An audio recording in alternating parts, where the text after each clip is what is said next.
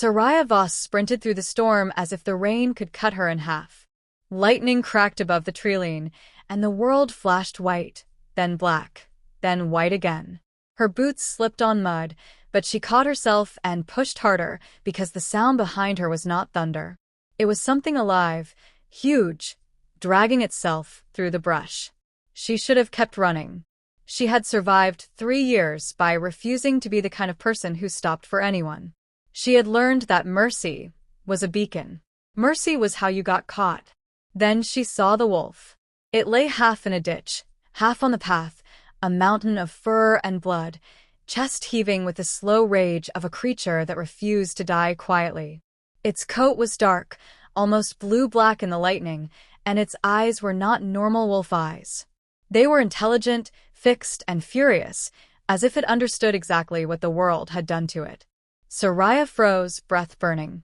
The air around the beast felt wrong, heavy with old power. She had smelled that wrongness before, years ago, the night her life ended. The night she tried to heal Elian Crest. She remembered Elian's hands on her face, shaking, begging her not to leave him. She remembered the blood soaking through her fingers, the panic that made her silver flames surge. She remembered the instant his body stopped being only his and became something older, larger, hungrier. The night-dire awakening that tore through the camp. The screams. The frantic orders. The packmates who died because Seraya had refused to accept that sometimes healing could be worse than death. They called her a curse. They exiled her from Lunaris. They hunted her afterward, not to bring her home, but to erase her, as if killing her would restore the order she had shattered. Seraya had not spoken Elian's name out loud in 3 years. Now she stared at this massive wolf and felt the same fear coil around her ribs, sharp and choking. The beast tried to stand. It rose halfway, then crashed back down with a grunt that sounded almost human. Blood streamed from a gash along its side. Its front leg was twisted wrong. Its breath came in harsh bursts, each one a refusal. Seraya's hands lifted on instinct. Heat stirred in her palms, familiar and dangerous. No. Not again. She backed up one step, then another. She could leave. She could pretend she never saw it. She could survive. The wolf's gaze held hers, and something in it was not a plea. It was a command wrapped in pain. Then the storm shifted, and she caught the scent of something else on the wind. Smoke, cold iron, and a dark sweetness like burned herbs. Dusk Hounds. Seraya's stomach dropped. She had heard rumors in hiding, whispered by travelers who moved between territories and never stayed long. Shadow wolves that were not wolves. Creatures that slid along the seams of reality. Creatures that ate the light out of a place until it felt like the world was dying. She had always told herself those rumors were distant, not her problem, not real enough to matter. Now the scent was real. Close. The wolf lifted its head and snarled into the trees, not at her, but at what was coming. Seraya's fear snapped into urgency. If she left the wolf, the Dusk Hounds would take it. If they took it, she did not know what would happen. She only knew she could not bear to watch another transformation, another massacre, another life twisted by power she did not understand. She dropped to her knees beside the beast, heart hammering. "Do not move," she whispered, voice shaking as if that mattered. The wolf's lip curled, teeth flashing, but it did not strike. It was too weak. Or it was choosing not to. Seraya swallowed hard and let the silver flame rise. It poured out as pale, luminous heat, not simple fire, but something that felt like a living force. It lit her hands, her wrists, the rain droplets sliding down her skin. The flame licked toward the wound as if it recognized blood as a language. She forced her breathing to slow. Control. Control was the difference between a cure and a monster. She pressed her palm near the torn flesh, not touching at first, and guided the silver flame into the wound in careful threads. The wolf flinched, muscles tensing. Its eyes narrowed, then widened as the flames sank deeper. The cut began to close, tissue knitting too fast, too clean. Seraya's pulse spiked with panic. The last time it closed like that, it was because her power was doing more than healing. She pulled back slightly. The flame fought her, eager, hungry. "No," she hissed. "Just heal. Just heal." She pictured Elian's face when he realized he was losing himself. She pictured the terror in his eyes. She used that terror like a leash on her own power. The silver flame steadied, dimmed a fraction, and the wound sealed with a raw scar. The wolf exhaled, long and shaking, like it had been held underwater and finally surfaced. Seraya sagged with relief, so sharp it hurt. Then the world tilted. A surge slammed into her chest, not physical, but spiritual, like a door inside her had been kicked open. Heat rushed through her ribs. Her heartbeat stuttered. A bond. A mate bond, violent and immediate, snapping tight like a chain around her lungs. Seraya jerked back, eyes wide. "No." The wolf's gaze burned into hers, and she felt it pulling from the other side, claiming, recognizing, locking. The beast struggled upright again. Its body rose, swayed, then the air shimmered around it. Bones shifted. Fur pulled back. The massive form collapsed forward, but it did not hit the mud like a wolf. It hit as a man. He landed on one knee, rain pouring down his long, dark hair. His shoulders were broad, his build brutal and controlled even in exhaustion. His skin was pale, marked with blood and dirt, and his eyes were a startling, unnatural gold with a darker rim, like a predator wearing a crown. He lifted his head and looked at her as if he had been searching for years. "Seraya Voss," he said. Her throat went dry. Only one kind of man said names like that as he owned them. She forced herself to speak. "Who are you?" His mouth tightened, as if the answer was dangerous. "Draven Rookhart," he said. "Wolf King of the Frostbound Dominion." Seraya's blood turned to ice. She had heard of him. Everyone had. A ruler who did not age the way others did. A king who carried the Night Dire line in his veins like a weapon. A legend spoken carefully, because speaking legends too loudly sometimes brought them closer. Seraya scrambled to her feet, backing away. "You should not be here." Draven pushed himself upright, wincing once, then masking it. "Neither should you," he replied. The bond pulsed again, and Seraya felt something else through it, a cold focus, a hunger for her power that made her skin crawl. "You were dying," she said, trying to anchor reality. "Why were you out here?" Draven's gaze flicked to the trees. "Because the seal is weakening," he said, "and the Dusk Hounds have started crossing where they should not exist." The wind shifted again. A low, dragging sound came from the forest, like claws on wet stone. Draven's posture tightened. "They are here." Seraya's hands lifted, silver flame igniting again. She hated how fast her body obeyed. She hated that the bond made her feel tethered to him, like her instincts had decided before her mind could. Draven reached out and caught her wrist. The moment he touched her, the bond flared so hard, she nearly choked. Heat rushed through her veins, and the silver flame surged brighter. "Run," he ordered. Seraya stared at him, rain streaming down her face. "I cannot go with you." "You can," he said, voice low and absolute. "Because you have no time left to pretend you are invisible." A shadow moved between the trees, too smooth to be an animal, too silent to be natural. Seraya's fear snapped into motion. She ran. Draven ran with her. And behind them, the night followed like it had been waiting for her to light the flame again. They reached the edge of a ravine where wind tore through the open space like an animal trying to escape. Draven stopped and slammed his palm to the ground. Darkness rippled outward in a curved wall, a veil that rose between them and the forest, swallowing the storm sound for one thin moment. Seraya stared. "That is not pack magic." Draven's gold eyes stayed on the treeline. "I am not packed," he said. "I am Dominion." The veil trembled as something pressed against it from the other side. A hiss leaked through, thin and hungry. Seraya's chest tightened. "Dusk Hounds." Draven nodded once. "They track the silver flame." Her mouth went dry. "Then they track me." "They will track you until you are dead," he said. "Or until you learn to close what you opened." Seraya's hands shook. I did not open anything. Draven's gaze flicked to her palms. You healed Elian Crest, he said. The name hit her like a blade. Her throat tightened so hard, she could barely breathe. Do not say that. I will say it because it is true, Draven replied. The night he awakened, the veil corridor weakened.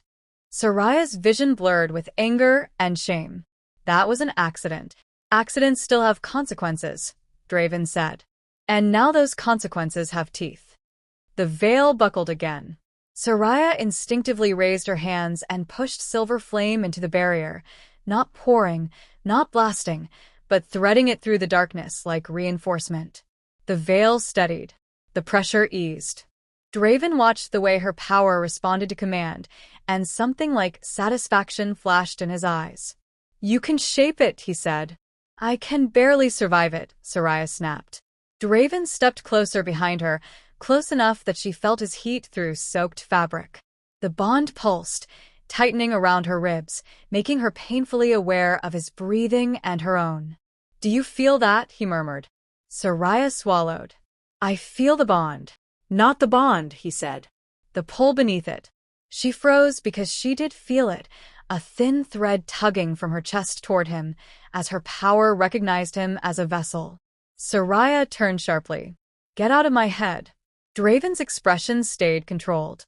The mate bond is a conduit, he said. It connects more than desire. Her stomach twisted.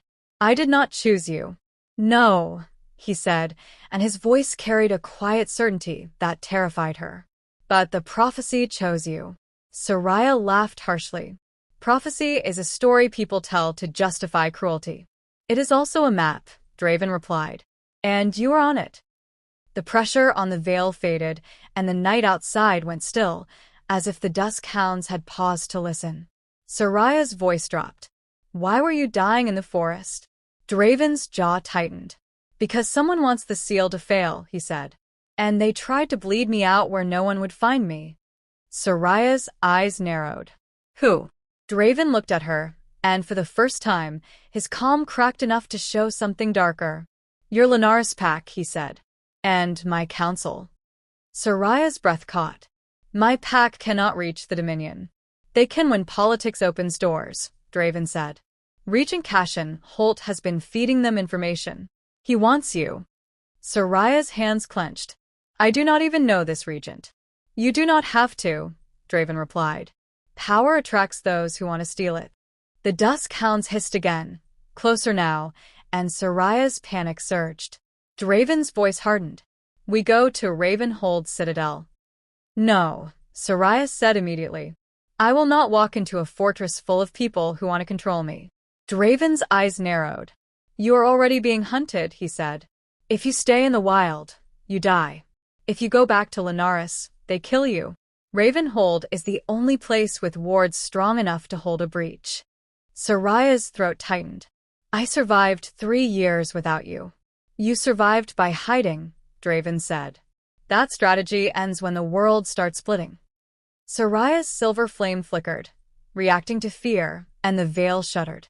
Draven grabbed her wrist again. The bond flared like a brand pressed to her ribs. Her breath hitched. You cannot keep touching me, she hissed. I will do what keeps you alive, he said. You can hate me while you breathe. Seraya stared at his hand around her wrist, then up at his face. He looked like a man built from ruthless decisions. Beautiful in the way a blade is beautiful, because it only exists to cut. You did not want to save me, she said, voice shaking. You want to use me. Draven's answer was immediate. Yes. The honesty landed like a slap. Seraya's eyes stung, not with tears, but with the humiliation of having her fear confirmed.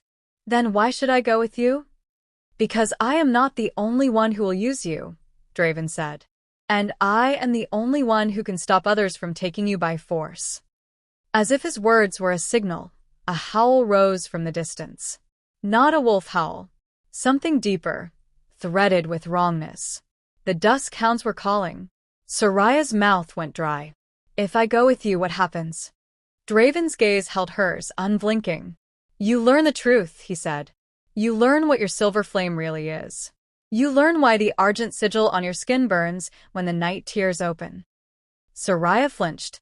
The birthmark on her shoulder did feel hot, suddenly, like it was waking.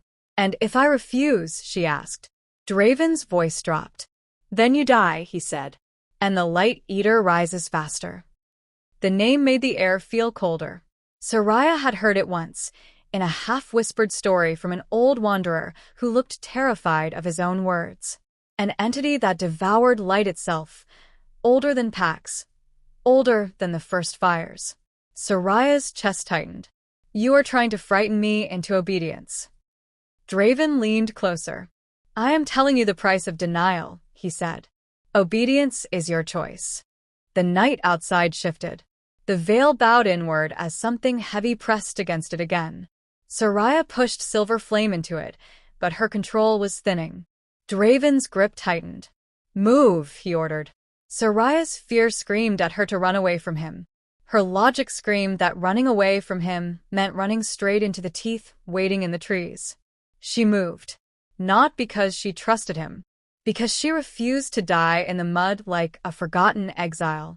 As they ran again, Seraya felt the bond tug with every step, not romantic, not comforting, but relentless, like fate had wrapped a chain around her waist and decided she would be dragged into the next chapter, whether she wanted it or not. At the end of this part, if you are locked in and want the story to continue, like the video and comment Silverflame, so I know you are watching closely. Ravenhold Citadel emerged from the mountain fog like a threat carved into stone. Torches burned along its walls, their light strangely steady despite the wind. The gates opened before Draven reached them, and the guards who met him did not greet him with respect first. They greeted him with fear. Seraya noticed the way their eyes flicked to her hands, to the faint silver residue that still glowed along her fingertips. She pulled her sleeves down instinctively, but it was too late. The Citadel had already tasted what she was. Inside, heat pressed against her chilled skin. Servants moved quickly, never meeting her eyes. Draven did not slow. He moved as if the building belonged to him in a way that went deeper than ownership. A woman stepped into their path, posture straight, gaze sharp. She wore dark formal robes and a collar of silver thread that screamed authority. Regent Cashin Holt requests an audience, she said. Draven's eyes hardened. Cashin does not request, he replied. He commands behind closed doors.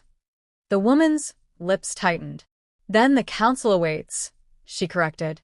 Seraya's stomach dropped. Council. Draven glanced at her. Stay behind me, he said. I am not your pet, Seraya snapped, but her voice shook. Draven's gaze sharpened. No, he said. You are the prize everyone wants. Seraya hated how true it sounded. They entered a council hall that smelled of cold stone and old incense. 5 figures sat at a curved table, faces half hidden by shadow. The central seat was empty, but Seraya felt the weight of it like a blade pointed at her throat. A man rose from the left side, tall, severe, with neatly controlled hair and eyes that held no warmth. Cashin Holt, he said, as if his name was law. His gaze was fixed on Seraya. So the silver flame survives. Seraya's hands clenched. My name is Seraya. Cashin smiled slightly. Names are temporary, he said. Power is not. Draven stepped forward. Do not speak to her like she is property. Cashin's eyes flicked to Draven, amused.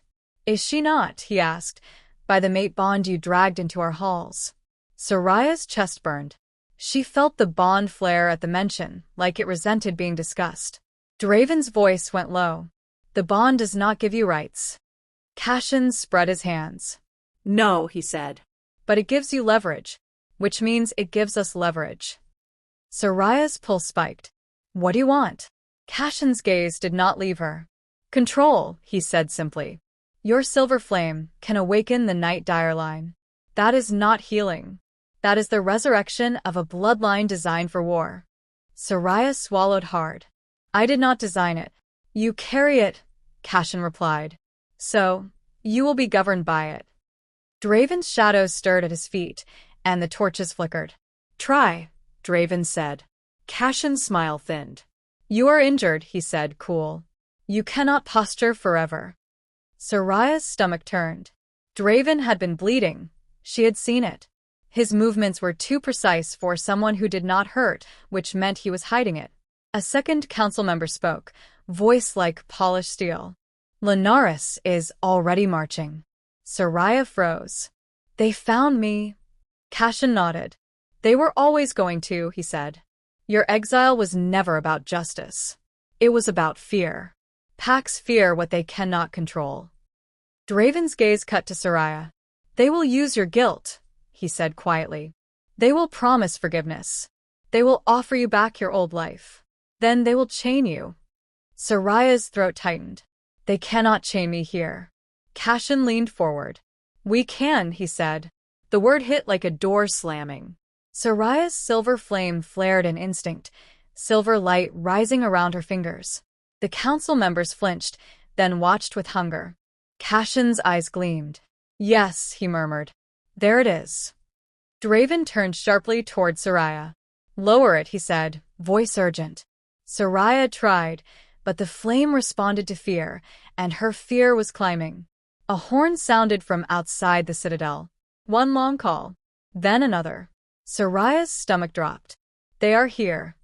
Draven's jaw tightened. Lunaris, he said. Cashin's expression stayed calm. Bring them in, he ordered. Draven spun on him. No. Cashin's gaze sharpened. This is not optional, he replied. If Lunaris wants her dead, we negotiate. If they want her returned, we bargain. Either way, the silver flame becomes Dominion property. Seraya's breath hitched. Property. Again. Always. Draven grabbed her wrist. The bond flared. Her silver flame surged. Do not touch me, she hissed. Draven's voice dropped. Listen, he said. They will threaten you with the past. They will use Elian's name. Do not break.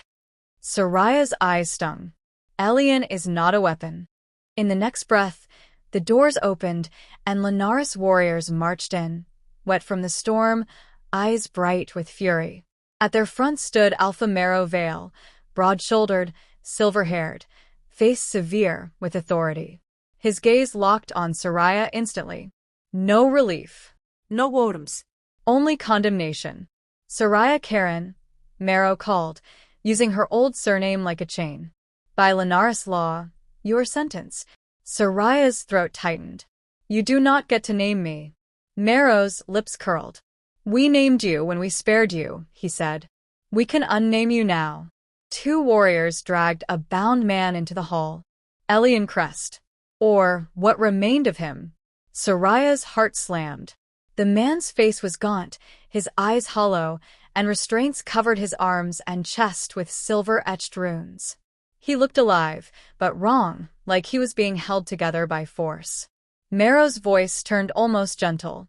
You will come with us, he said. You will undo what you did. Or you will watch him die properly this time. Seraya's vision narrowed. You kept him, she whispered. You kept him suffering. Marrow's eyes did not flinch. We kept the evidence, he said. We kept the threat. We kept the lesson. Seraya's silver flame surged, so hard the room brightened. Draven stepped in front of her. Enough, he warned. Marrow's gaze slid to Draven. So the Wolf King claims our curse, he said. Do you think you can own what destroyed her? Draven's voice went low. I do not own her, he said. But I will kill anyone who tries.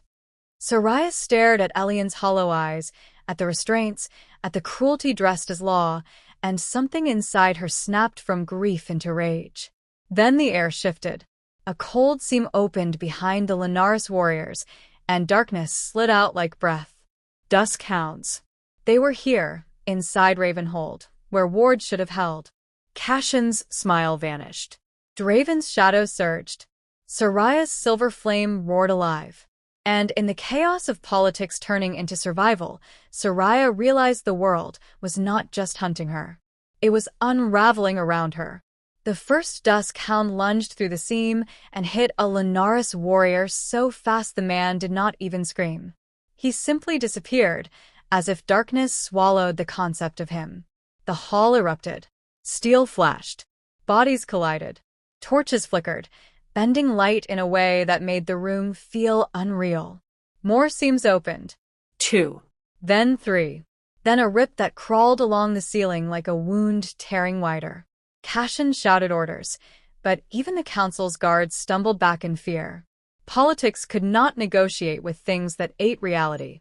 Draven shifted. The transformation was not theatrical. It was violent. Shadow wrapped him, bones cracking, muscle swelling, and a night dire rose where the Wolf King had stood, massive and black, eyes blazing gold. The air shook when he roared, and for a heartbeat, the Dusk Hounds paused, as if recognizing something ancient. Seraya ran to Elian. She should have hated him for the pain his awakening caused, but she could not. She remembered him laughing, remembered him holding her hand when her power first manifested, remembered him promising she was not a monster.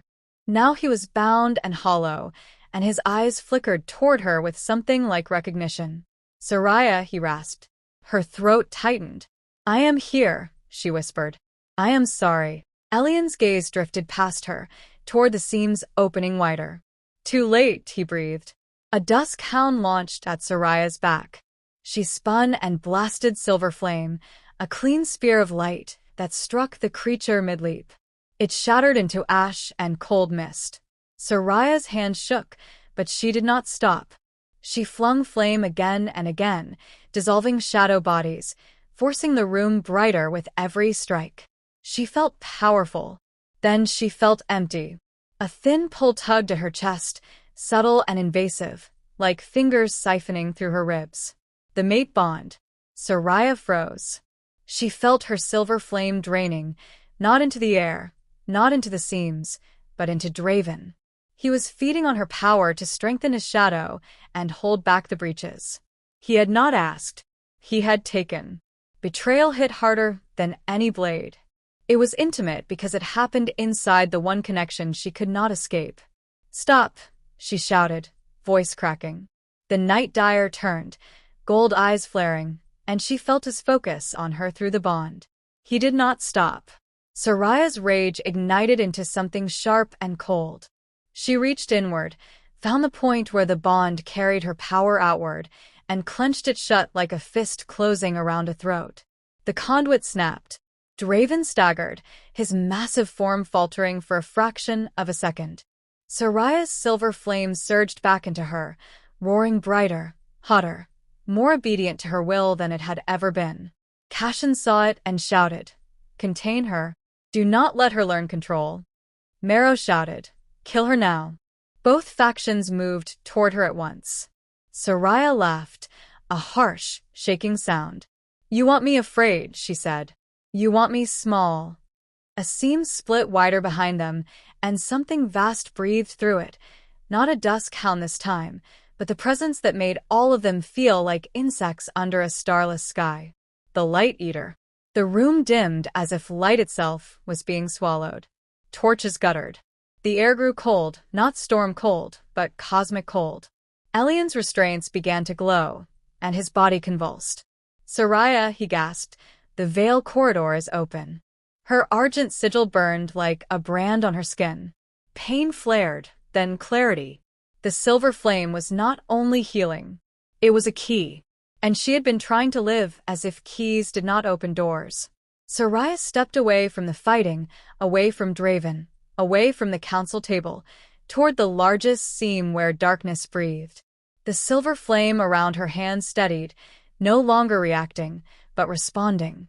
Draven shifted back enough to speak, voice raw. "You cannot face it alone." Seraya's eyes burned with one clean emotion, resolve. "I am alone," she said. "That is what all of you made me." Draven took a step toward her. "Seraya, listen. I did not want to hurt you." "You did," she replied. "And you will not do it again." She lifted both hands and poured silver flame into the seam, not wild, not desperate, but deliberate, shaping it like thread, stitching the rip in reality, the way she once stitched flesh. The darkness resisted. The Light Eater pressed closer, hungry. Seraya's knees trembled, but she did not step back. She forced her breathing to be steady. She felt the silver flame rise from somewhere deeper than her fear, deeper than her guilt, like it had been waiting for her to claim it. Elian's voice whispered, weak but clear. "Choose," he said. "You can save them, or you can burn the world clean." Seraya swallowed hard. The temptation was real. After everything they did, after exile and hunting and chains, the idea of burning them all felt like justice. Then she saw her own reflection in a shard of fallen torch glass. A young woman with silver light in her hands, eyes hard, jaw set, standing at the edge of apocalypse. If she chose vengeance, she would become the monster they already believed she was. Seraya's voice lowered. "I choose me," she said. "Not your fear. Not your control. Not your prophecy." She commanded the silver flame like it was part of her spine. Close. The seam tightened. The darkness shrieked without sound. The Light Eater's presence recoiled, not defeated, but denied entry. The rip sealed with a snap that made the room lurch back into normal light. The remaining Dusk Hounds faltered, then retreated into thinning shadows, slipping away as soldiers ordered back. Silence fell. Marrow stared at Seraya like he was seeing her for the first time. "You are not just a healer," he whispered. Cashin's face hardened. "She is worse," he said. "She is sovereign." Draven stepped forward slowly, then dropped to one knee in front of Seraya, head bowed, hands open. Submission offered as a decision, not a demand. Seraya's chest rose and fell hard. "You do not get forgiveness because you kneel," she said. Draven's voice was rough. "Then give me judgment," he replied. Seraya looked at Marrow, at Cashin, at Elian, bound and broken, at guards trembling, and she understood the truth with painful clarity. Every faction wanted her, dead or leashed. None wanted her free. She lifted her hand, and the silver flame burned steady, calm, and absolute. "You will not control me," Seraya said to them all. "You will not use Elian as bait. You will not turn my power into your weapon." Marrow's jaw tightened. "Then you are declaring war." Seraya nodded once. "The Light Eater is coming," she said. "And if you stand in my way, you will burn before it ever reaches you." Outside, thunder rolled again, but it sounded distant, like the storm was no longer the biggest threat in the world. Seraya turned away from the council table and walked toward the doors, silver flame in her palm, no longer shaking. Draven rose behind her, silent, following at a distance that said he understood the new order. Elian's eyes closed as if in relief, or sorrow, or both. And somewhere beyond the sealed seam, in a place that was not a place, hunger shifted, patient and ancient. The Light Eater had been denied, not destroyed. If you want part 2, where Seraya enters the Veil corridor, faces Elian's full truth, and forces the Wolf King to prove he is more than a thief with a crown, like this video, subscribe and comment Silver Flame so I know you on the next chapter.